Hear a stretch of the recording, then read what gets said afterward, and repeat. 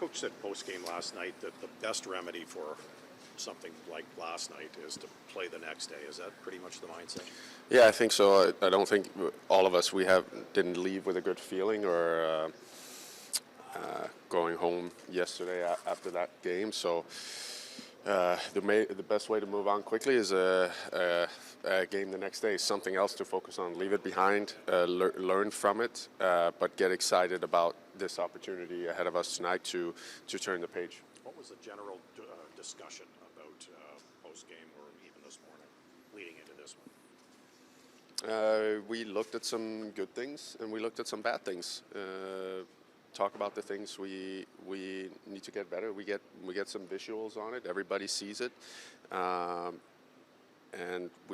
it's a long season where we have to be mindful of the process and the growth, and that's a part of a long season. You're gonna face some adversity, and right now here the last couple of games we're facing a little bit of adversity, and I think it's within our group to change it to back in our favor on the scoreboard. I think it's well within our capabilities to do that. We need a little bit more from everybody. Generally speaking, what do you think needs to change on the penalty kill in order to see more success? I think there's a couple of things, but execution on the clears, communication. I think we took after we came back from the Florida trip, we talked about being way more aggressive and skating on anticipation. I think I was a little bit better against Nashville, and then maybe perhaps we took a little bit of a step back yesterday, and now we have to take a step forward today. Again, I think it's well within our capabilities to be a good penalty killing team, and right now we're facing some adversity. To that point, how surprised were you considering that you guys were so effective on the penalty kill against Nashville that you just didn't have that same success against Buffalo? How surprising was it to have that happen in the span of a couple of days? I don't know. Hard to put a good word on that or a percentage on it. But I know we can be a lot better, and so that needs to be. The penalty kill has to be potential to be a difference maker in a positive way for us to keep us in the game at critical times. And yesterday we didn't do a good enough job of that. And so that's an area we need to improve, and we're mindful of it. We're gonna watch. We're gonna talk, and we're gonna try to grow from it. As a team, are you still adapting to certain system, who you're playing with, and all that? Is that a Like me personally, you mean? No. As a team. I'd like not to think so. I think everybody knows the X's and O's. I think it's a little bit. I think if I had to point to one area, I think our willingness to do the little things without the puck will go a long way. I think that right now we can do a little bit better job without the puck of closing gaps, getting above guys, improving our defense a little bit will give us a lot more offense. But it takes commitment and energy, skating, and effort without the puck. So if I had to point to one thing, that's probably what I'm thinking standing right here. Lars, how does a team adapt to losing a captain like Brady so early in the season? Well, like I just said, every team faces some adversity during the season. Right, we're certainly we're going to miss him. We're going to be a way better team with him when he does come back. But I think good teams has the ability to lose a key player for some time, and it's a chance for some other guys to step up, and collectively,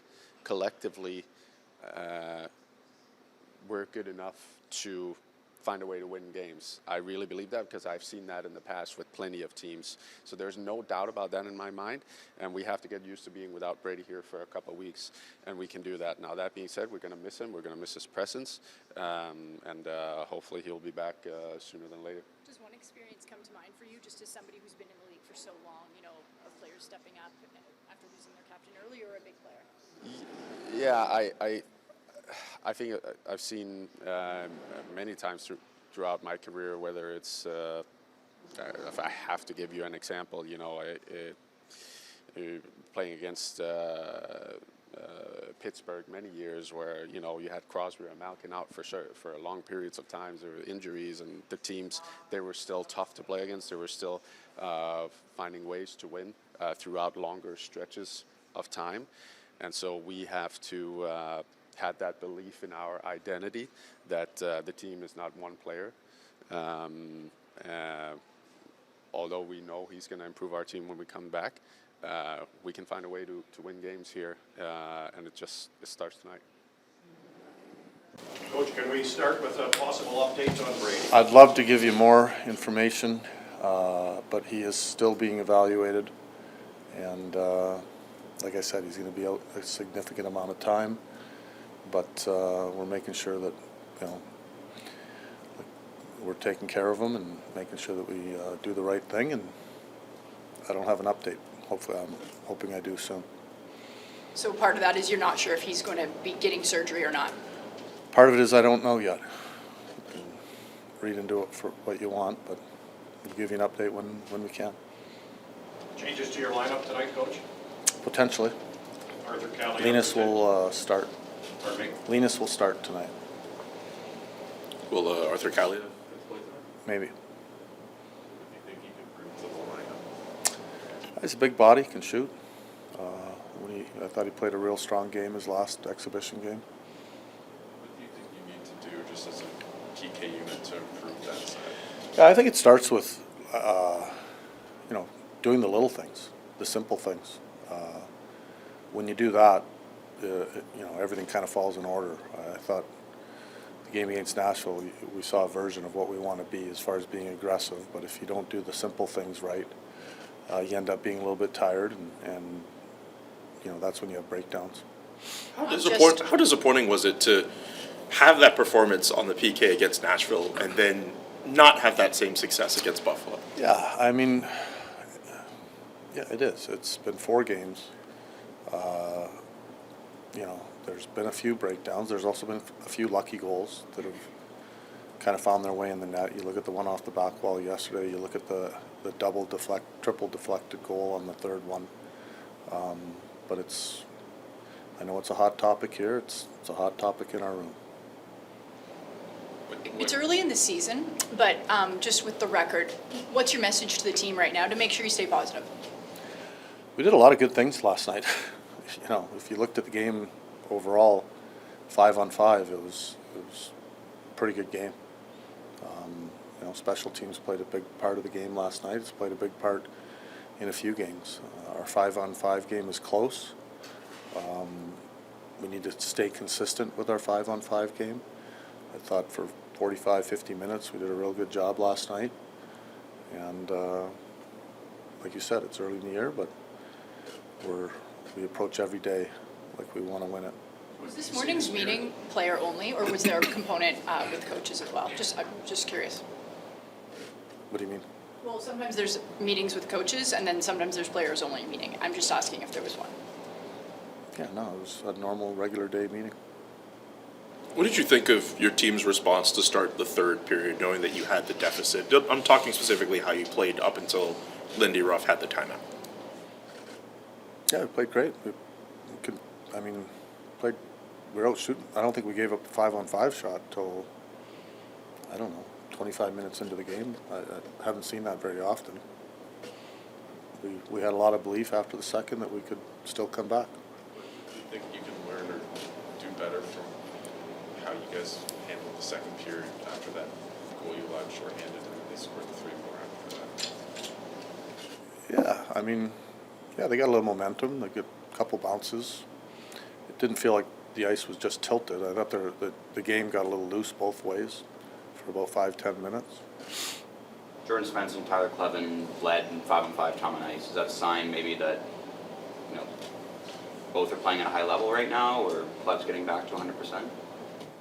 I think it was a sign that we changed things up a little bit, gave some guys some more ice time. We were chasing the game a little bit. We gave Spence some more ice time, and Thought Clev's game, he could get a bump in ice. How do you assess your game in D-zone? In D-zone? In the D-zone? Not bad. Would